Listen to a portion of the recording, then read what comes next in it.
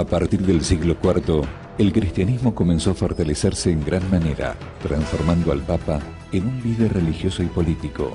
En el libro de Daniel, la Biblia ya presentaba que esto sucedería, pero que su dominio no sería para siempre. ¿Qué profecía bíblica presentaba el liderazgo de la Iglesia romana en la Edad Media? ¿Qué otra importante profecía también se estaba cumpliendo? Durante este periodo, ¿cómo el estudio del libro de Daniel y Apocalipsis ayudó a que el cristianismo del siglo XIX volviera a observar el séptimo día? En búsqueda de respuestas, aquí comienza Evidencias.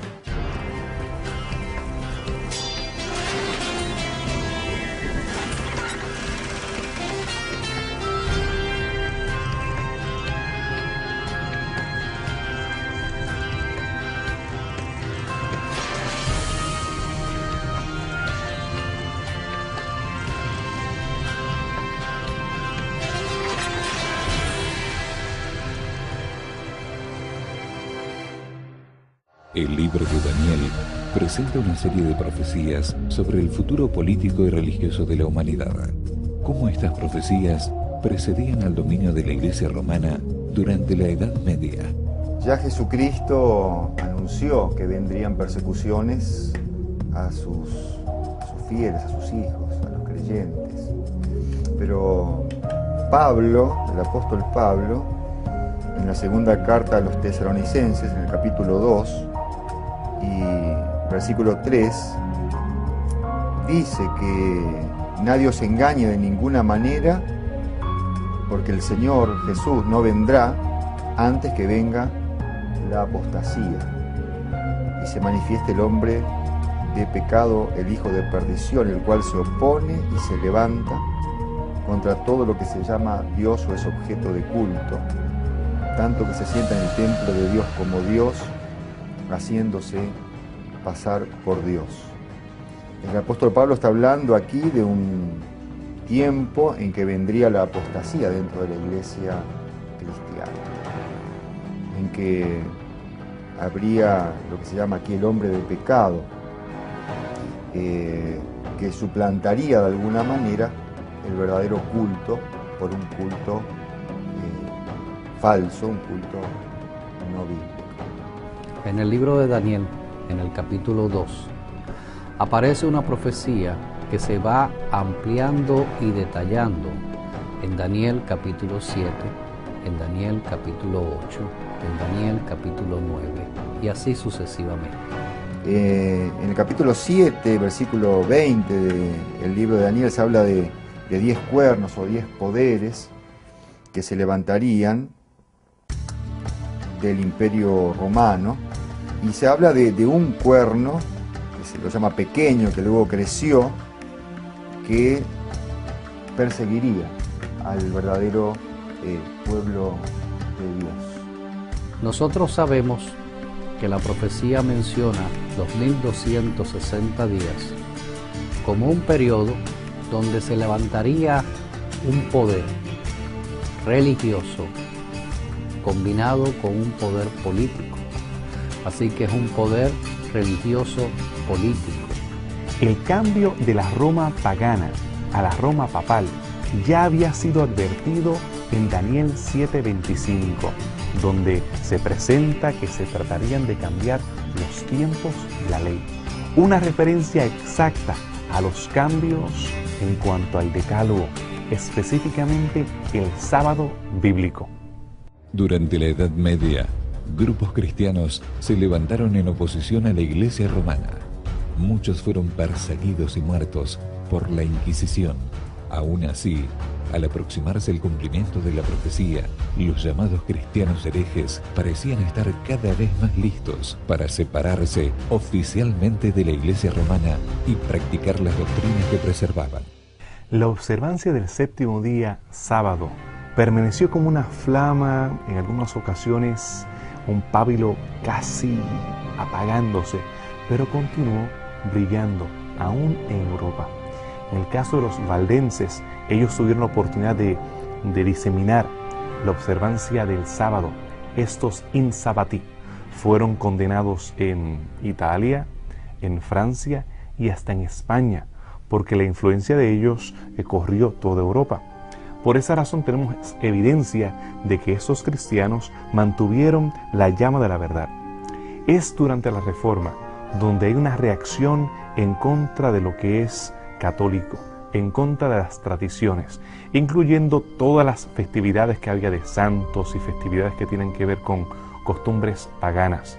Aquellas personas o comunidades que estuvieron guardando no solamente el sábado, sino el resto de los mandamientos de Dios en la clandestinidad, con el inicio del movimiento de la Reforma, fueron surgiendo a la luz.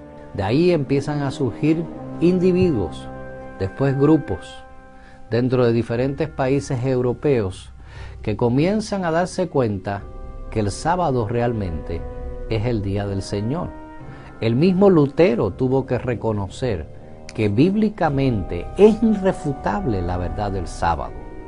Luego, con argumentos que no son tan bíblicos, sino con presuposiciones filosóficas impuestas a la Biblia, se trató de establecer entonces que el domingo era el día de reposo.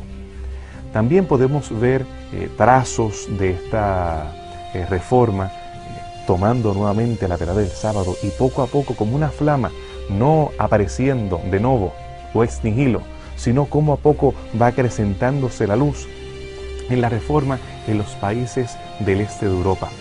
Allá con Rico Zwinglio tenemos grupos que comienzan a retomar la verdad del sábado. Entre los anabaptistas, esta reforma radical, como se le llaman a ellos, tenemos algunos grupos que comienzan a guardar el sábado. Lo mismo está sucediendo en las Islas Británicas, donde también teníamos grupos que anteriormente habían guardado el sábado, la herencia de San Patricio, de Colombo y demás, que especialmente en el área de Escocia, todavía ellos guardaban la verdad del sábado. Por ejemplo, los armenios decidieron reconocer que no hay un tal fatalismo como dice el calvinismo, una doble predestinación, unos para vida y otros para muerte, sino que el plan de salvación es para todo aquel que cree realmente, sin excepción de persona. Se empezó a enfatizar Mateo capítulo 7, cuando Jesús habla de la parábola de la casa edificada en la piedra y no en la arena. Se empezó a darse cuenta de que la casa edificada en la piedra no se refiere simplemente que está edificada en Cristo Jesús, sino que la piedra es Cristo y sus enseñanzas, dice esa parábola. Así que empezaron a analizar que dentro de las enseñanzas de Jesús estaba la observancia del sábado y que esto no fue cambiado ni por él ni por sus apóstoles. Los siglos XV y XVI fueron sumamente importantes para los cristianos descendientes de la Reforma y de los grupos adventistas europeos. El descubrimiento del nuevo continente permitió que escaparan de la Inquisición y también que predicaran libremente las verdades que defendían. La persecución en Europa fue terrible, devastadora. Hubieron masacres, supuestamente, en nombre de la fe. Pero fueron masacres en nombre del dogma, en nombre de la observancia del domingo. La intolerancia religiosa se hizo insoportable.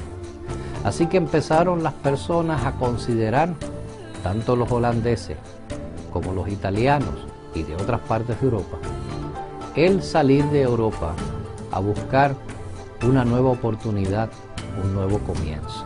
Es así como el movimiento de reforma se trajo hasta América, y muchos de estos que venían traían la enseñanza del sábado como el verdadero día de reposo, y esto se fue extendiendo en las colonias británicas y Norteamérica.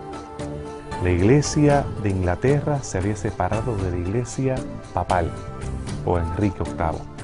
Ahora tenemos a un rey el cual no tenía mucha simpatía ni por los papistas, los católicos que todavía vivían en Inglaterra, tampoco por los presbiterianos o los puritanos o los mismos anglicanos, porque había estos juegos de poder allí en la corte inglesa durante el siglo XVII. Pero estos puritanos querían tener un énfasis especial en la observancia del sábado. Pero el sábado, interpretándolo, haciendo una teología de transferencia al domingo. Ellos consideraban que la gente estaba siendo muy laxa en la forma en que guardaban el domingo. Y que ellos querían imponer de forma civil que el Estado interviniera en la observancia correcta del sábado, hablando del domingo, el primer día de la semana. Sin embargo, entre ellos había algunos puritanos que habían redescubierto la verdad del sábado, y ellos querían tener el sábado en el séptimo día, como Dios lo había establecido. Este grupo tiene que huir. Ellos son perseguidos en el mismo suelo inglés. Y después de ellos haber sido perseguidos, son parte de estos grupos puritanos los que llegan hasta el Nuevo Mundo, a las colonias británicas en la parte este de los Estados Unidos, de lo que hoy tenemos como los Estados Unidos de Norteamérica.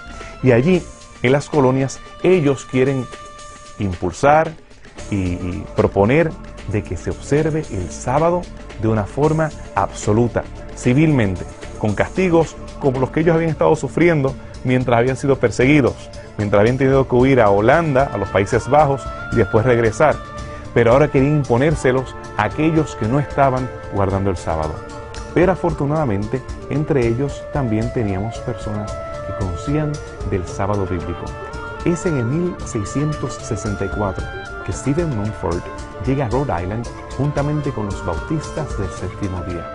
Son estos bautistas del séptimo día los que proclaman un día de ayuno y oración, el 1 de noviembre de 1843. En ese año ellos querían proclamar de forma especial la verdad del sábado. Son estos hombres y mujeres de Dios los cuales preparan el preámbulo para la diseminación de la verdad del sábado en el Nuevo Mundo.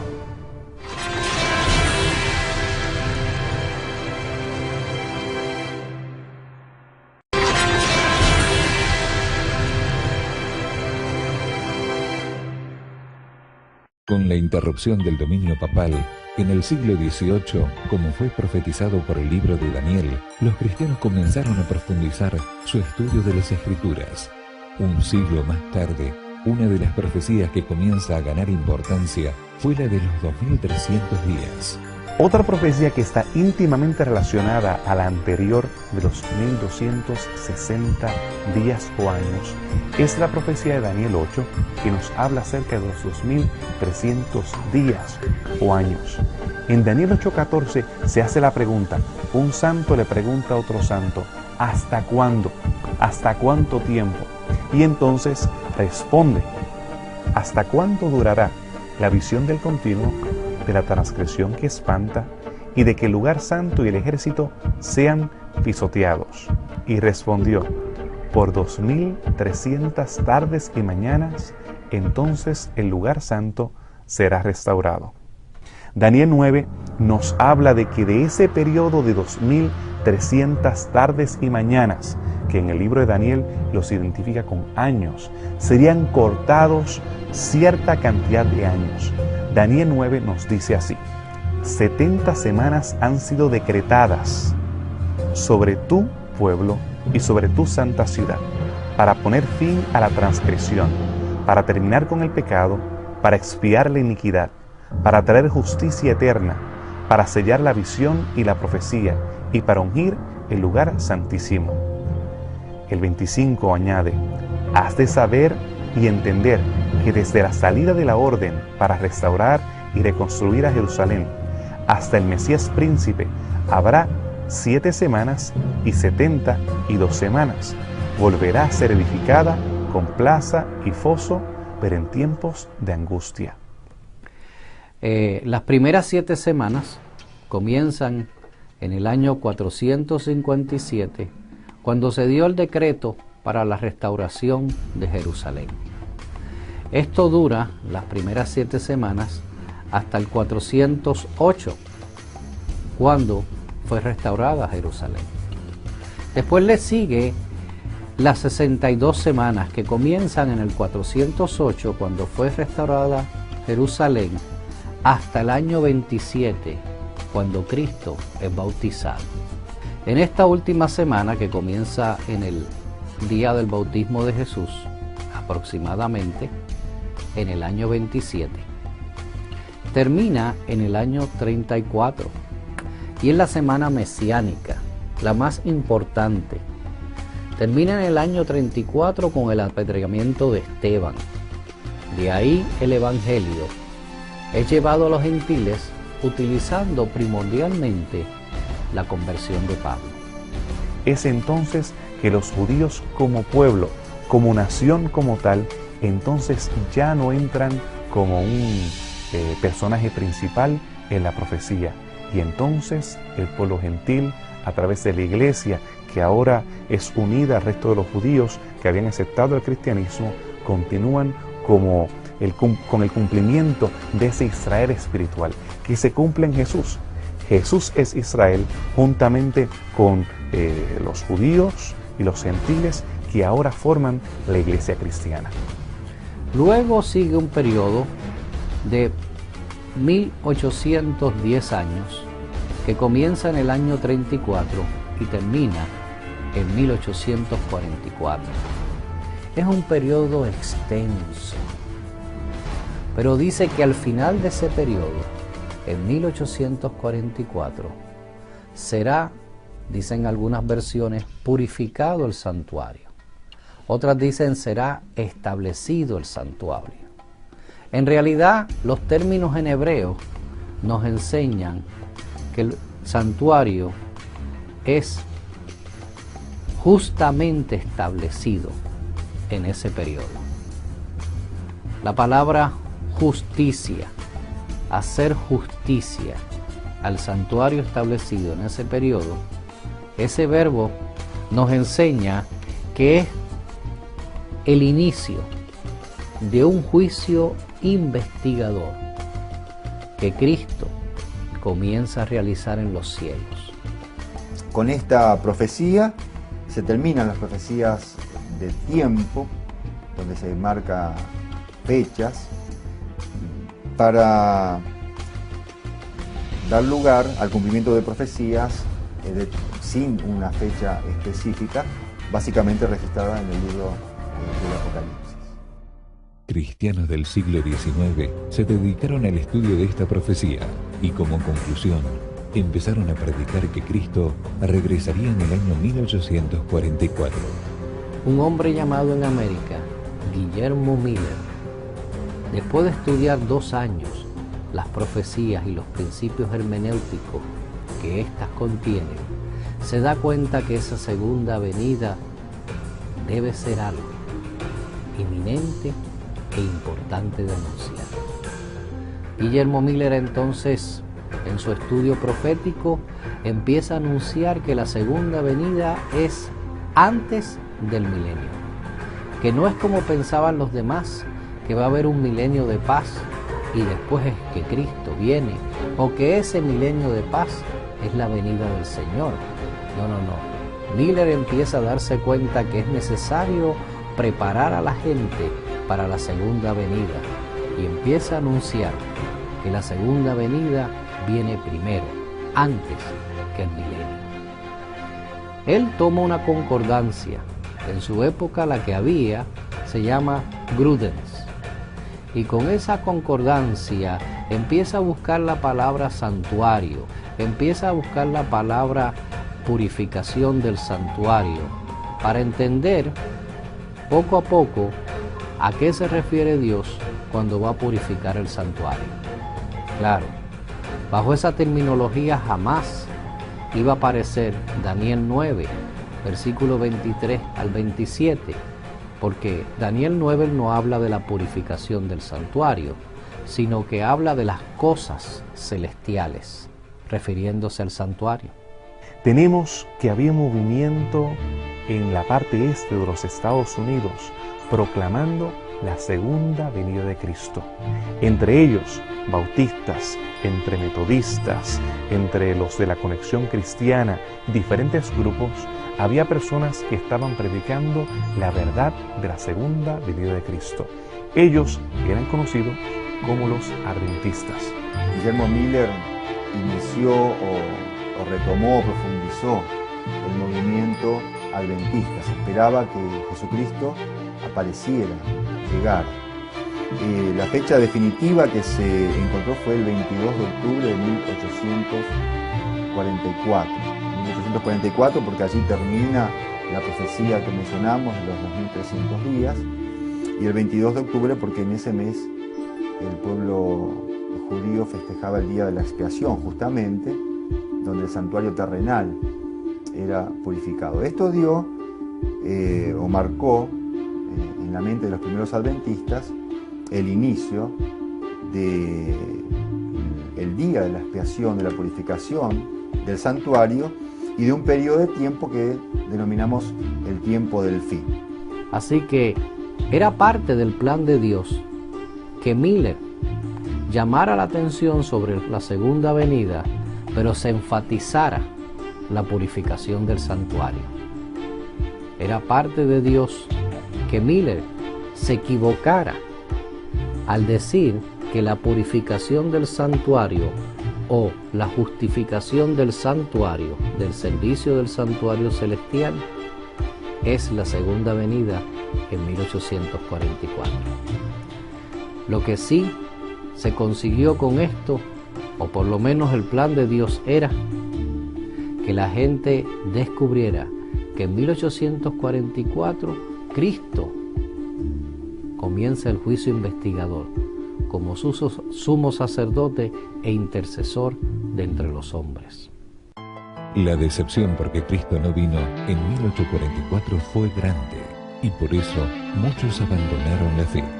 Aún así, este evento despertó en algunos fieles el deseo de estudiar más las Escrituras.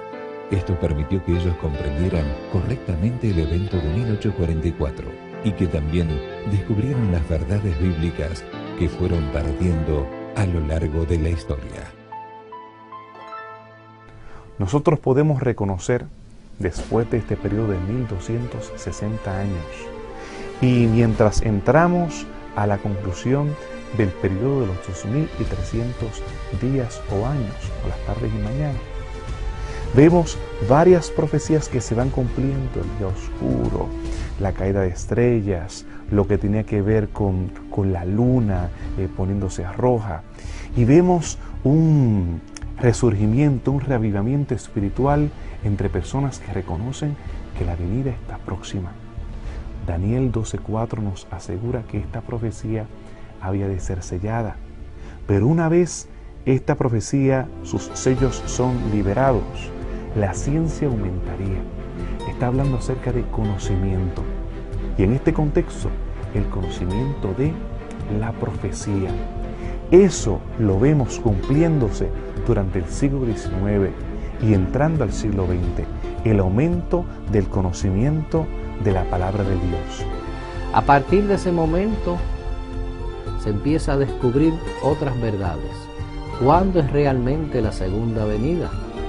La segunda venida no se le debe poner día, no se le debe poner año, no se le debe poner mes, sino ver las características las cuales menciona Mateo 24, Lucas 21 y Marcos 13. Se empiezan a descubrir otras verdades también, como la del milenio, que no es antes de la segunda venida, sino después de la segunda venida. La verdad del bautismo por inmersión se empieza a descubrir seriamente, a estudiar y a apreciar en su justa perspectiva las implicaciones que esto acarrea.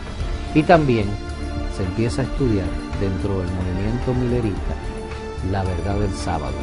Frederick Wheeler, un pastor metodista, fue el primer adventista como pastor que se convirtió en un seguidor del sábado. Pero tenemos también a Rachel Preston, que fue la primera guardadora del sábado que se convierte en adventista. Esto para el año 1844. Joseph Bates estaba dentro de ese pequeño grupo de personas que quedaron después de haber estado esperando la segunda venida de Cristo para el año 1844. Pero al reconocer que Jesús no llegó en el año 1844, ellos comienzan a estudiar para ver qué estaba sucediendo aquí. Y entonces reconocen la verdad sobre el santuario celestial, estando en el libro de Hebreos, en el libro de Apocalipsis, cuando hace alusiones acerca de lo que está haciendo Jesús, intercediendo por nosotros en el santuario celestial. Juntamente con la verdad del sábado, se comienza a predicar la verdad del juicio investigador. Se comienza a predicar de la inminente segunda venida de Cristo y las verdades que distinguían a este pequeño grupo de adventistas. Es bien interesante aprender que las profecías predicen que va a haber persecución hacia los hijos de Dios y que este poder perseguidor intentará cambiar los tiempos y la ley. Especifica realmente cuáles son las áreas de la persecución, el cómo se entienden las profecías y los principios de Dios. Por otro lado, vemos que las profecías entonces ayudan al pueblo a asimilar esta persecución, a darse cuenta que cuando tú eres perseguido, no te sientas maldito necesariamente, sino que todos los hijos de Dios han sido perseguidos precisamente porque son verdaderos hijos de Dios. Por otro lado, la profecía también te enseña que los verdaderos hijos de Dios no se paran, no se sustentan en la arena movediza de su opinión personal, sino en un escrito está, en la santa palabra de Dios. Y en base a que estudian y oran, entre ellos dialogan y siguen estudiando y orando, Dios le va revelando las verdades bíblicas. Una de las verdades bíblicas que Dios le está revelando es la inminencia bíblica de que vendrá por segunda vez. Dios decide que Cristo Jesús viene por segunda vez a rescatar su reino, o sea, a su pueblo.